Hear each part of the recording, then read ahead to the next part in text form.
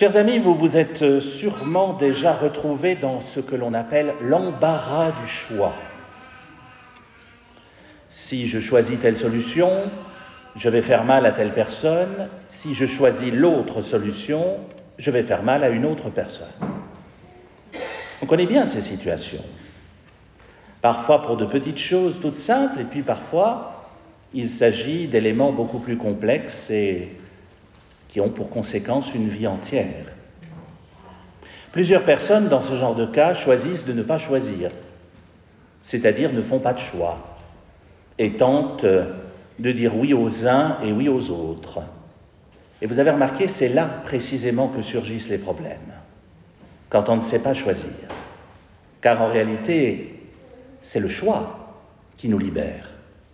Ce n'est pas de ne pas choisir qui libère. Ne pas choisir, ça enferme.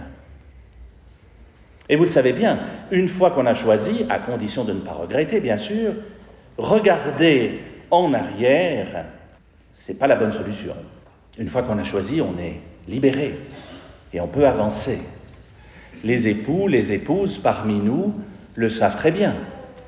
Quand les adversaires du mariage nous disent « Oh là là, se marier, c'est s'enchaîner toute une vie à la même personne », non. Se marier, c'est poser un choix, libre. Le temps des mariages forcés est révolu.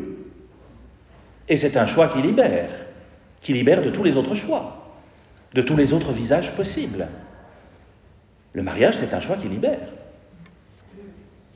Exactement d'ailleurs comme la vie religieuse et son célibat. Beaucoup de gens critiquent l'Église catholique pour ce célibat, mais permettez-moi de vous dire, chers amis, que de tous les choix que j'ai faits dans ma vie, ce choix-ci, précisément, est l'un de ceux qui m'a le plus libéré. Et je sais qu'il en va de même pour toi, mon cher Alain René.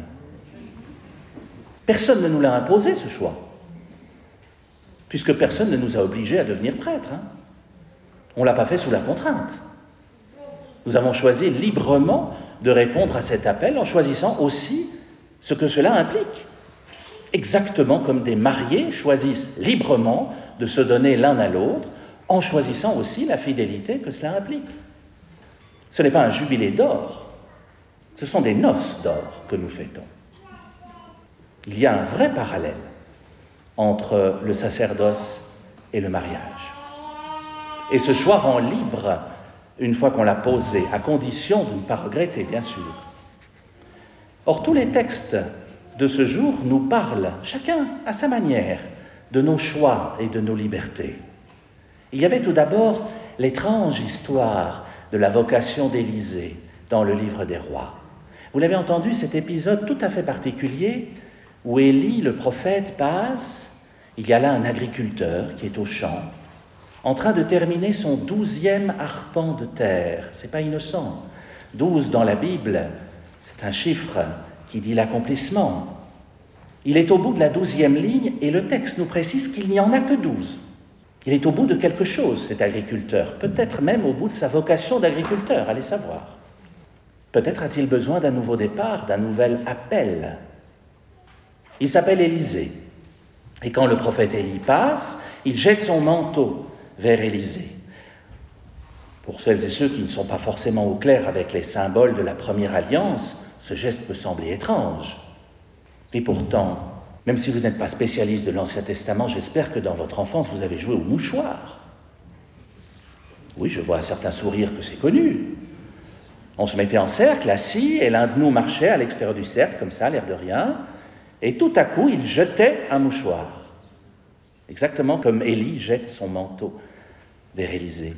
Et alors, le joueur derrière lequel le mouchoir était tombé devait se lever. D'abord, il devait remarquer que le mouchoir était derrière lui et il devait se lever et courir à toute vitesse pour rattraper l'autre. Et si par malheur un tour complet s'était déroulé sans que le joueur ne réagisse, eh bien, c'était trop tard.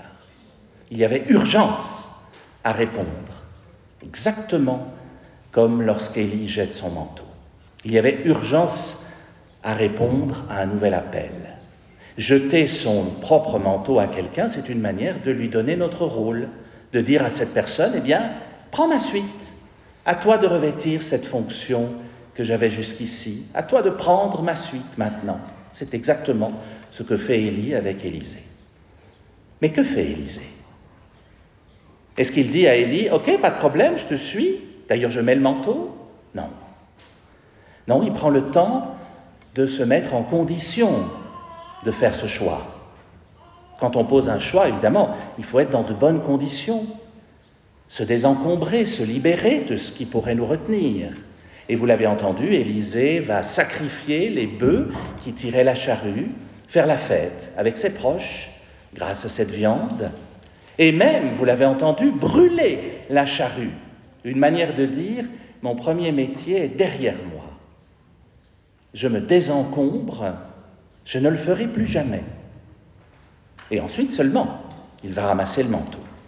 Le navigateur Cortés, quand il arriva dans le Nouveau Monde, brûla ses vaisseaux pour être certain que rien ne lui donne l'idée de repartir. C'est la même idée, plusieurs siècles après Élisée. Poser des choix, ce n'est pas simple dans une vie. Dans l'Évangile, Jésus est confronté à 3 rencontres qui vont nous montrer 3 manières de choisir et 3 écueils à éviter. Vous l'avez entendu, la première personne qu'il rencontre, c'est un homme qui lui dit « Je veux te suivre ». Peut-être as-tu dit cela au Seigneur il y a 50 ans, Alain René. « Je veux te suivre partout où tu iras ». Et Jésus a cette réponse étrange. Le Fils de l'homme n'a pas de pierre où reposer la tête. Une manière pour Jésus de dire « Alors comme ça, Alain, tu veux me suivre. Mais viens. Simplement, ce ne sera pas un hôtel 5 étoiles. Ce ne sera pas un voyage de tout repos de me suivre. » Tu l'as suivi. C'est pas simple tous les jours de suivre Jésus, mais c'est le bonheur de toute une vie, n'est-ce pas? Et puis il y a la deuxième rencontre. Cette fois, c'est Jésus qui appelle. « Suis-moi », dit-il à un homme. Et que répond l'homme? « Laisse-moi d'abord enterrer mon père. » Et la réponse de Jésus nous choque habituellement. « Laisse les morts enterrer leurs morts. » C'est une manière de dire tout simplement, si tu es appelé, si tu as un choix à poser, alors pose le choix qui t'amène vers la vie. Jésus ne veut absolument pas fustiger les gens qui prient pour les morts par cette parole, vous le sentez bien. Ce n'est pas du tout la question. Bien sûr qu'il faut honorer nos morts. Mais dans le cas d'un choix, si ce choix est urgent, alors il faut choisir le choix qui mène à la vie, pas celui qui regarde en arrière. Enfin, à la troisième personne qui veut suivre Jésus, mais qui lui dit « Je vais te suivre, mais d'abord, je vais dire au revoir à mes parents », Jésus dit « Tu ne peux pas faire les deux à la fois. Soit tu mets la main à la charrue et tu avances, soit tu regardes en arrière, mais tu ne peux pas faire les deux en même temps. Une chose après l'autre. » Ce que Jésus nous enseigne, ce n'est pas de ne pas dire au revoir à ses parents. C'est une chose après l'autre, pas les deux en même temps. Il ne faut pas vouloir faire 2 choses à la fois, faire un choix et en même temps le regretter juste après. Ça ne va pas. On prend le temps de regarder en arrière lorsque c'est nécessaire et ensuite on pose un choix et on avance. C'est ça qui rend libre. Et Paul, dans sa lettre aux Galates, parlait de cette liberté à sa manière. Il passe son temps à nous dire qu'on est libre, Paul. Vous êtes libre. Vous êtes venu librement ce matin à cette messe, enfin j'espère. Personne ne vous a forcé. Si on vous a forcé, vous êtes dans une théologie d'il y a plus de 50 ans. Il est temps de faire une mise à jour.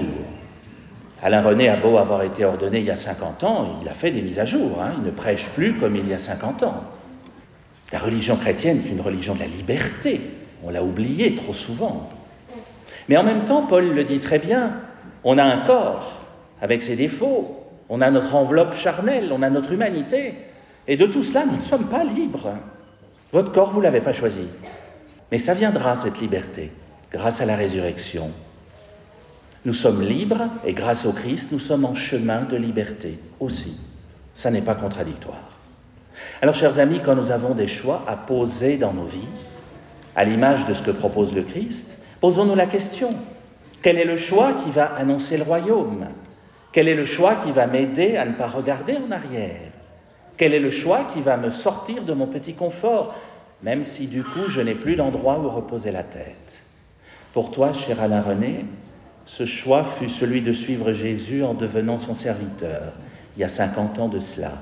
Merci du choix que tu as fait jadis et que tu refais chaque matin depuis, comme les époux qui ont une autre vocation, mais qui eux aussi se redisent oui chaque jour. C'est en posant des choix que l'on devient libre, pas en refusant de choisir ou en tentant de vivre deux vocations à la fois. Merci Alain René d'être un exemple de choix, de liberté, de vie donnée. Merci d'être un exemple sur mon chemin de prêtre et sur tous nos chemins de vie. Amen.